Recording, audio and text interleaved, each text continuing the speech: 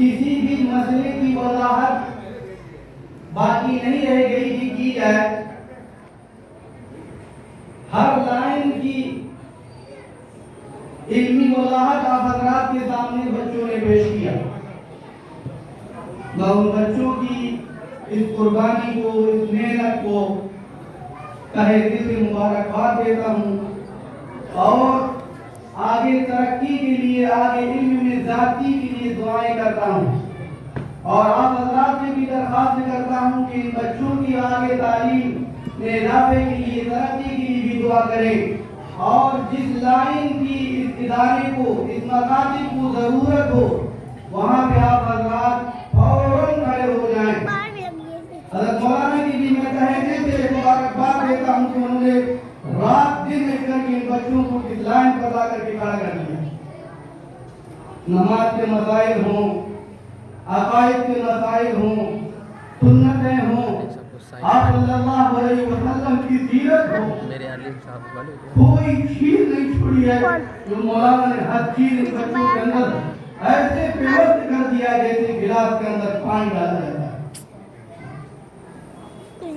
بہرحال مقاصد کے سلسلے میں کچھ باتیں آپ سے کرنی ہیں کہ فضائل اعمال کے اندر حضرت مولانا نے ایک بات لکھی ہے کہ مسلمانوں کی تباہی اور بربادی کی واحد وجہ یہ ہے. کیا ہے واحد وجہ؟ کہ انہوں نے اپنے بچوں کی دینی تعلیم کی جو فکر کرنی چاہیے تھی، جس درجے کی محنت کرنی چاہیے تھی، جس درجے پر توجہ دینی چاہیے تھی، جس طریقے پر مال دولت ان کی تعلیم حاصل کرنے کے لیے خرچ کرنا چاہیے تھا، لہذا اس میں کھڑے نہیں اترے ہیں، بلکہ کیا ہے پیچھے قدم ہٹا لیا ہے. دنیا کے لیے تو اپنی ضرورت کے لیے مولانا علی ندوی رحمۃ اللہ علیہ بات لکھتے ہیں کہ جس طریقے سے عیدین کے یا عید کا لباس نیا ہونا اپنے بچے کے لیے ضروری سمجھا جاتا ہے، عید کے لیے ہمارا لباس نہ ہو، لیکن بچوں کے لیے اگر قرض لینے کی بھی ضرورت پڑ جائے، بچوں کے لیے یہاں تک سود سے سود لے کر بھی پیسہ لینے کی ضرورت پڑ جائے. اور دوسری بات یہ فرمائی کہ بچہ اگر بیمار ہو جائے، اس کی اعلیٰ تعلیم کے لیے، وہ اس کے اعلیٰ علاج کے لیے، اچھے ڈاکٹر کے پاس جانے کے لیے اگر اس کو قرض کی بھی ضرورت پڑتی ہے تو لیتا ہے، کیونکہ اس کو معلوم ہے کہ بچہ بیمار ہے، اس بچے کی بیماری دور کرنے کی ذمہ داری میری ہے، لہذا وہ عید کے کپڑے کے لیے بھی کوشش کرتا ہے، وہ بچے کے بیمار ہونے کے بعد اس کے علاج معالجے کا بھی انتظام کرتا ہے، چاہے اس کے قرض لینا پڑ جائے.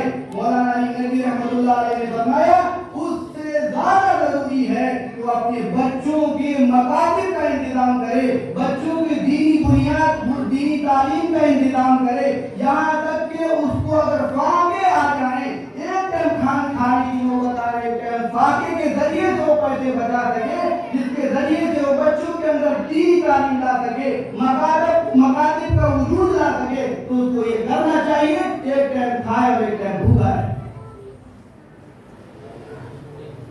شیخ الہند حضرت مولانا شیخ الہند رحمۃ اللہ علیہ جو مالٹا کی جیل میں تھے، مالٹا کی جیل میں ان کو قید کر دیا گیا تھا جنگ آزادی کے موقع پر. اس وقت مولانا نے یہ بات فرمائی کہ جب میں تنہائی میں سوچتا تھا، تنہائی میں بیٹھتا تھا تو مجھے دو چیزیں نظر آتی تھی. ایک تو یہ تھی کہ مسلمانوں کی جو دنیاوی اور دینی دونوں باتیں فرمائی، دینی بھی پستی ہے، دنیاوی بھی پستی ہے اور دینی دونوں پستی جو ہے. جس طریقے سے امت کی پیچھے ہٹتی چلی جا رہی ہے، تو دو وجہ فرمائی. ایک وجہ یہ ہے کہ قرآن کو پسے پشت ڈال دینا، دوسری وجہ فرمائی کہ آپس کے اختلافات، آپس میں خون ریزی آپس میں جو نااتفاقی، آپس میں دلوں کے اندر ایک دوسری کی برائی، دو وجہ مجھے معلوم چلتی ہے. لہذا انہوں نے یہ ارادہ کیا جب میں اس جیل سے نکل کر کے جاؤں گا ان دو لائن پر محنت کروں گا. ایک کہ قرآن کو لفظی اور معنی دونوں طریقے سے پھیلانے کی محنت کروں گا، یعنی مکاتب کا وجود لاؤں گا. گھر گھر میں، محلے محلے میں، گاؤں گاؤں میں، شہر شہر میں ایک ایک گھر کی مکاتب کھولنے کی فکر کروں گا، فکر دلاؤں گا. اور نوجوان طبقے کو قرآن کے مفہوم اور تفہیم یعنی اس کا ترجمہ کے ساتھ محاورہ کے نوجوان طبقہ جو ہے قرآن پڑھے اور اس کا مفہوم سمجھے. قرآن ہم سے کیا چاہتا ہے اور کیا نہیں چاہتا ہے، قرآن کس مقصد کے لیے آیا ہے. قرآن ہدایت ہے، لہذا ہم نے اس کو پہلے اس سے جوڑ دیا. اس کی وجہ سے آج ہماری نسلیں بھی برباد ہو رہی ہے، آج ہم برباد ہو رہے ہیں. ایک بات مولانا علی ندوی رحمۃ اللہ علیہ نے اور فرمائی کہ آج ہم یہ سمجھتے ہیں کہ کوئی محلے میں چور آ جائے اور بچے کو اٹھا کر کے ماں کی گود سے لے جائے تو ہم اس کو چور کہتے ہیں. کیا کہتے ہیں؟ ہم اس کو چور کہتے ہیں. کیوں؟ کہ وہ اس نے ماں کی گود سے بچہ چوری کر کے لے گیا ہے. لہذا اس سے بڑی چوری انہوں نے فرمایا کہ جو تعلیم کا نظام آج چل رہا ہے پورے عالم کے اندر، لہذا اس وقت جو بچے کو چھینا جا رہا ہے، آج ہم اس تعلیم کے تاثر سے، اس تعلیم سے اثر انداز ہو کر کے ہم خود اپنے بچوں کو چور کو دے رہے ہیں. کیسی تعلیم؟ عقائد خراب ہونے والی تعلیم. وہاں اسپین میں دور تھا تہذیب کا، اس کی تہذیب کی پور ٹوٹی پڑا کرتی تھی، لیکن ایسے حالات آئے کہ میرے آدمی کو ان لوگوں نے سور کا گوشت کا استعمال کیا ہے، شراب بھی کیا ہے، سور کا گوشت بھی استعمال کیا ہے. لہذا اپنے بچوں کی فکر کیجیے. ایک چھوٹے سے واقعہ کے بعد میں اپنی بات ختم کر دوں گا کیونکہ وقت بہت ہو گیا، وقت بھی تھوڑا سا دیا گیا ہے. امام مالک رحمۃ اللہ علیہ کتنے بڑے امام ہیں، کتنے بڑے جو ہے ولی اللہ ہیں، کتنے بڑے محدث ہیں. لاکھوں لوگوں نے ان کے قدموں پر جو ہے ایمان قبول کیا، لاکھوں لوگ ایمان لائے. ان کے استاد امام ربیعہ ہیں.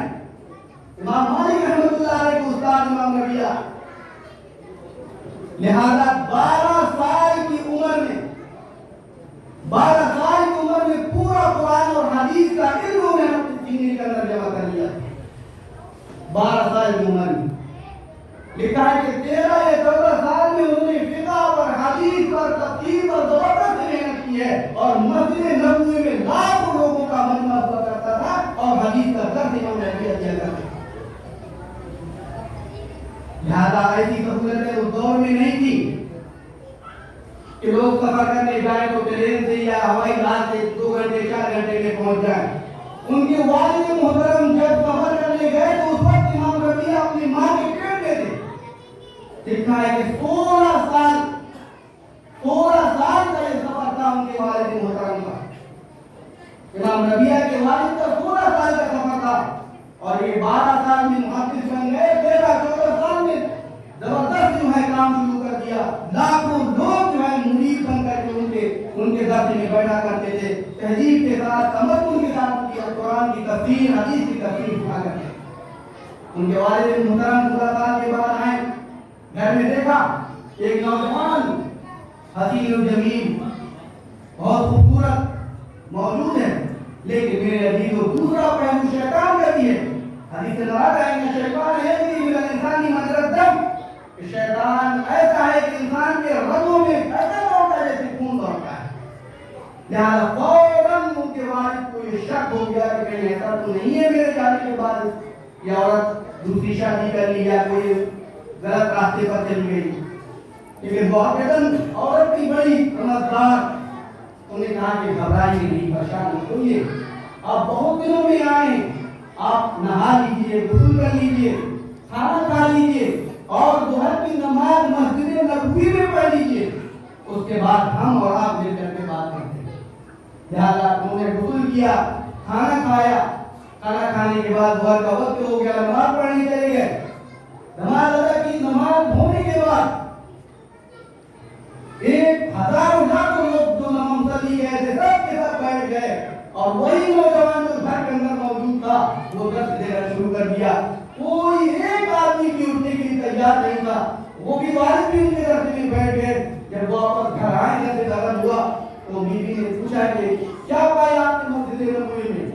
उन्होंने फरमाया कि क्या बताऊं अपनी बच्ची की तरबियत तो ऐसे ही करनी चाहिए।